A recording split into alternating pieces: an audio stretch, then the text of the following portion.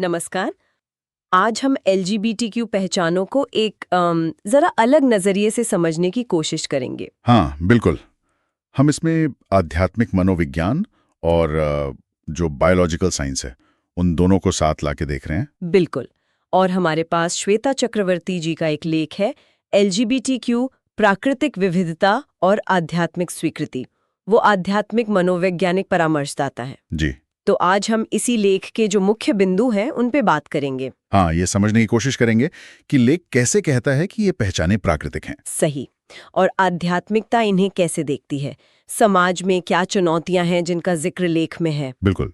तो चलिए इस पे थोड़ी गहराई से बात करते हैं। हाँ, तो सबसे पहला सवाल जो अक्सर मन में आता है या पूछा जाता है वो ये कि क्या ये पहचानें जन्म से होती हैं। लेख इस पर मतलब जैविक कारणों पर काफी जोर देता है। हाँ, देता है। लेख कहता है कि देखिए, हर इंसान की अपनी एक अलग, एक यूनिक बायोलॉजिकल बनावट होती है। हार्मोन के लेवल अलग होते हैं, यहाँ तक कि ब्रेन के स्ट्रक्चर में भी मतलब बहुत सूक्ष्म अंतर हो सकते हैं। अच्छा।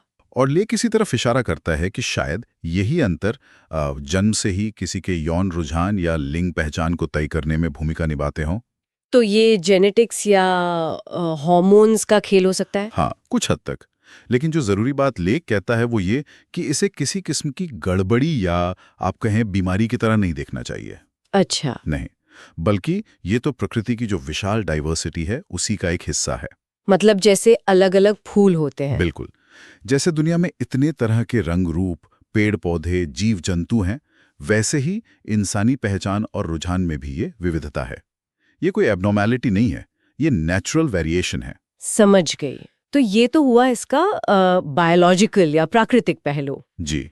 पर लेख एक और बात करता है जो शायद कुछ लोगों को थोड़ी चौंकाने वाली लगे, वो है आध्यात्मिक दृष्टिकोण।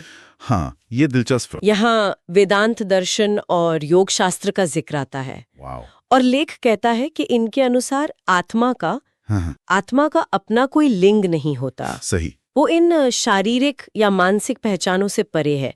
आत्मा तो मतलब निरपेक्ष है। निरपेक्ष। इसका क्या मतलब हुआ यहाँ? इसका मतलब ये है कि आपकी आत्मा, मेरी आत्मा या किसी एलजीबीटीक्यू व्यक्ति की आत्मा, ये सब उसी एक परम चेतना, उसी परमात्मा का अंश हैं।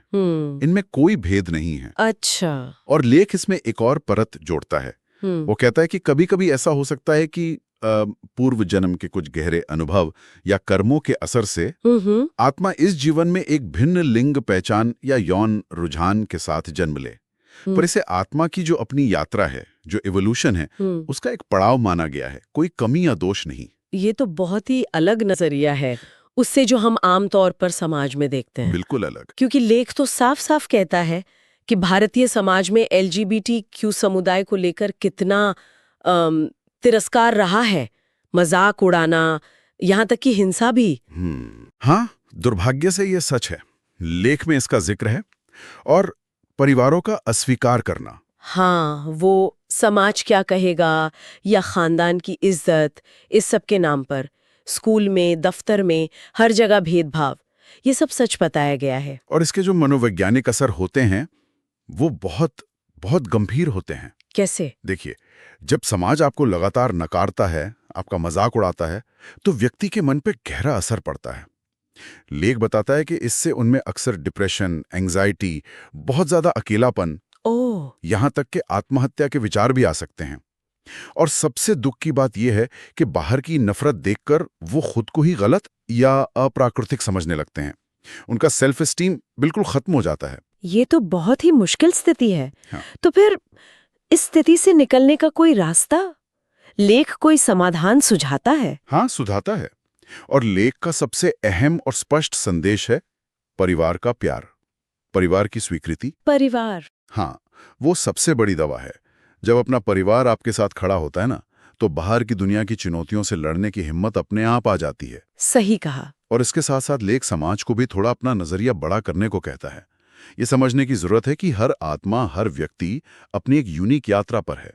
किसी की पहचान उसका चुनाव नहीं, उसका सच है। और शायद इसीलिए वो धर्म ग्रंथों के उस वाक्य का जिक्र करता है, सर्वे भवन्तु सुखिनः। बिल्कुल, यानी सभी सुखी हों, सबका भला हो। ये किसी एक ग्रुप के लिए नहीं है। सही। ये हर इंसान के लिए है, चाहे उनकी पहचान कुछ भी हो।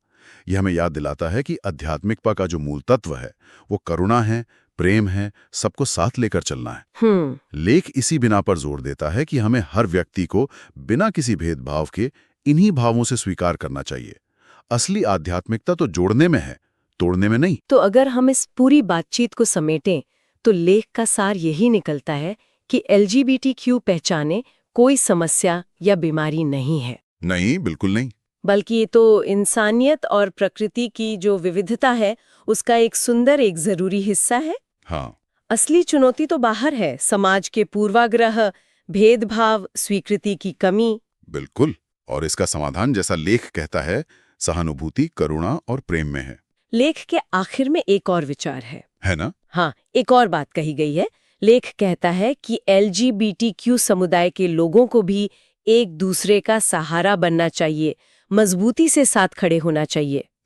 उन्हें अपनी काबिलियत बढ़ानी चाहिए, आत्मनिर्भर बनना चाहिए, आर्थिक रूप से भी, सामाजिक रूप से भी। यहाँ तक कि ये भी कहा गया है कि वो बच्चे गोद लेकर उन्हें एक अच्छा प्यार भरा जीवन दे सकते हैं। अच्छा, ये भी कहा है? हाँ, और ये बात हमें एक सवाल पर सोचने को छोड़ जाती है कि ठीक है, सामाजिक स्वीकृति का इंतजार तो है, लेकिन क्या उसके साथ साथ व्यक्तिगत और सामुदायिक स्तर पर खुद को मजबूत बनाना उतना ही जरूरी नहीं है? हाँ, बिल्कुल। क्या ये सशक्तिकरण भी उतना ही महत्वपूर्ण नहीं?